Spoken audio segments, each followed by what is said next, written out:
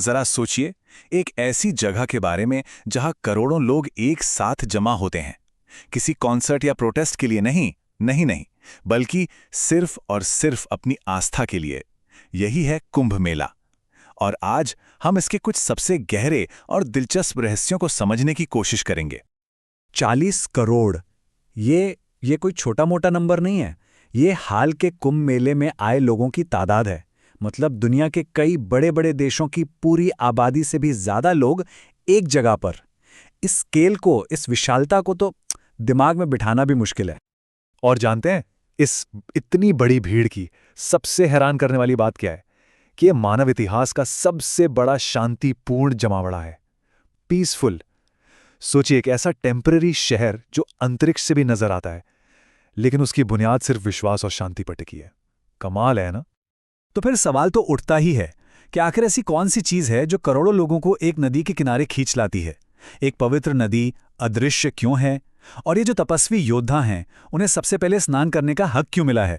चलिए एक एक करके इन पहेलियों को सुलझाते हैं।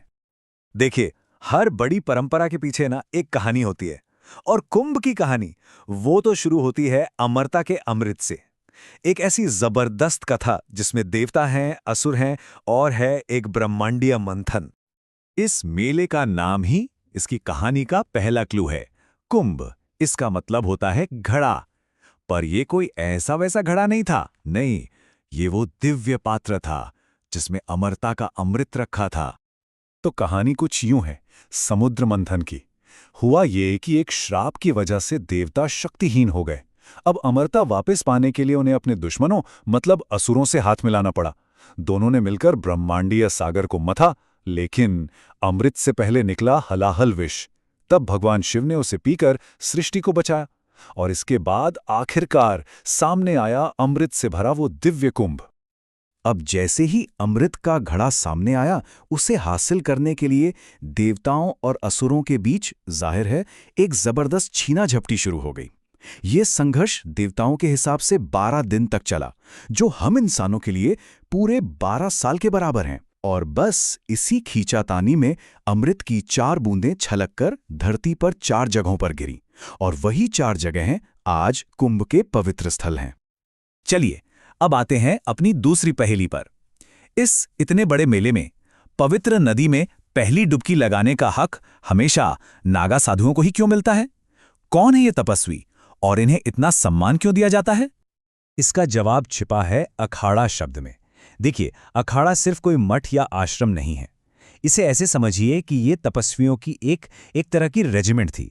ऐसे योद्धा जो ध्यान भी करते थे और धर्म की रक्षा के लिए लड़ना भी जानते थे। तो इन नागा साधुओं की एक ड्यूअल आइडेंटिटी है। एक तरफ वो सब कुछ त्याग कर मोक्ष की तलाश में है, लेकिन दूसरी तरफ इतिहास गवाह है कि वो धर्म के सबसे बड़े रक्षक यानी वॉरियर सेंट्स भी रहे हैं। जब मध्यकाल में आक्रमणकारी मंदिरों को निशाना बना रहे थे ना, तो यही अखाड़े थे जिन्होंने धर्म की रक्षा के लिए हथियार उठाए। खास तौर पर 1757 की लड़ाई को याद किया जाता है, जब नागा साधुओं ने अहमद शाह अब्दाली की सेना को हराकर गोकुल को बचाया था। बस इसी बहादुरी और बलिदान की वजह से उन्हें ये खास सम्मान मिला। और उनकी इसी सेवा के सम्मान में उस समय के शासकों ने उन्हें पवित्र जल में पहला स्थान दिया। इसी को कहते हैं शाही स्नान। एक ऐसी परंपरा जो आज भी उसी निष्ठा और सम्मान के साथ निभाई जाती है। तो कुंभ सिर्फ कहानियों और इतिहास का संगम नहीं है, ये तो जमीन और आसमान का भी मिलन है। इसका टाइम और लोकेशन पता है? किसी कैलेंडर से तय नहीं होता, नहीं, बल्कि सितारों और ग्रहों की चाल से तय होता है। जैसे प्रयागराज में कुंभ का सेंटर पॉइंट है त्रिवेणी संगम, मतलब 3 नदियों का मिलन।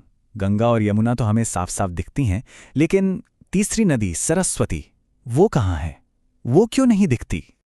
इसके पीछे ना 2 बातें। पौराणिक कथाएं कहती हैं कि सरस्वती नदी धरती पर बढ़ रहे अधर्म को देखकर दुखी हुई और भूमिगत हो गईं। वहीं साइंस कहता है कि हजारों साल पहले जमीनी हलचल की वजह से नदी का रास्ता बदल गया और वो जमीन के नीचे चली गई। लेकिन आज भी विश्वास यही है कि वो अदृश्य रूप में बहती हैं और संगम को आध्यात्मिक रूप से पूरा करती हैं। अच्छा, अब जरा समय की बात करते हैं। जैसा मैंने कहा, कुंभ की डेट्स कैलेंडर पर फिक्स नहीं होती। ये पूरी तरह से ग्रहों और नक्षत्रों की पोजीशन पर डिपेंड करती हैं। मतलब ये एक तरह की कॉस्मिक क्लॉक है, एक ब्रह्मांडीय घड़ी। इसका पूरा गणित बृहस्पति और सूर्य की चाल पर टिका है। जब ये ग्रह कुछ खास राशियों में एक साथ आते हैं, तब जाकर कुंभ का योग बनता है। फॉर एग्जाम्पल, हरिद्वार में कुंभ तभी होता है जब बृहस्पति कुंभ राशि में हो और सूर्य मेष राशि में। और ऐसा माना जाता है कि इस खगोलीय संयोग से इन पवित्र नदियों की आध्यात्मिक ऊर्जा कई गुना बढ़ जाती है। और एक बात समझनी बहुत जरूरी है, कुंभ मेला कोई रुकी हुई पुरानी परंपरा नहीं है। नहीं, ये एक जीती जागती सांस लेती हुई चीज है जो सदियों से समय के साथ खुद को बदलती आई है, इवॉल्व होती आई है। और इसी लिविंग ट्रेडिशन को 2017 में एक बहुत बड़ा वैश्विक सम्मान मिला, यूनेस्को ने इसे intangible cultural heritage of humanity का दर्जा दिया। ये इस बात का सबूत है कि कुंभ अब सिर्फ भारत का नहीं बल्कि पूरी दुनिया की एक अनमोल विरासत है। कुंभ में जो एकता दिखती है ना, उसके अंदर भी काफी डाइवर्सिटी है। यहाँ जो 13 मुख्य अखाड़े हिस्सा लेते हैं वो मोटे तौर पर 3 धाराओं में बटे हैं।